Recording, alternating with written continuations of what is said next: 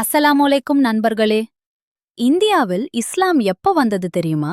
1400 வருடங்களுக்கு முன் கட்டப்பட்ட இந்த மஸ்ஜித் தான் அதற்கான சாட்சி.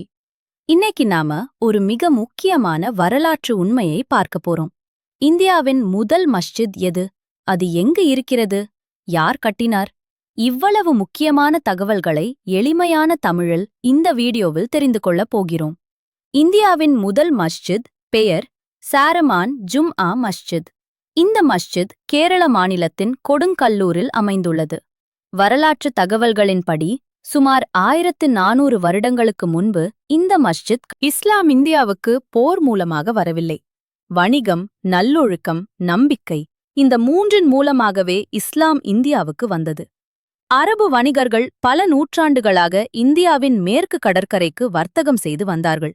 இந்தியாவின் முதல் மஸ்ஜித் சேரமான் ஜும்ஆ மஸ்ஜித் இது அமைந்துள்ள இடம் கொடுங்கல்லூர், கேரளா.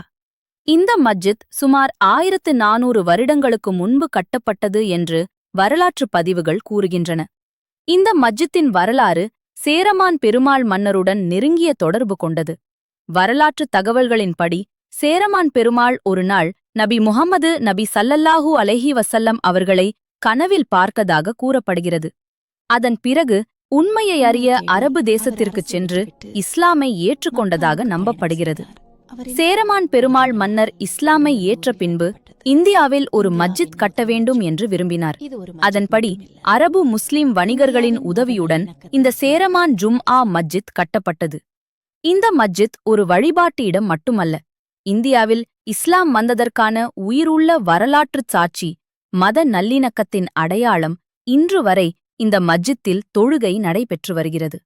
இந்தியாவின் வரலாற்றில் இஸ்லாமுக்கு உள்ள இடத்தை புரிய வைக்கும் ஒரு முக்கிய சின்னம்தான் சேரமான் ஜும்ஆ மஸ்ஜித்.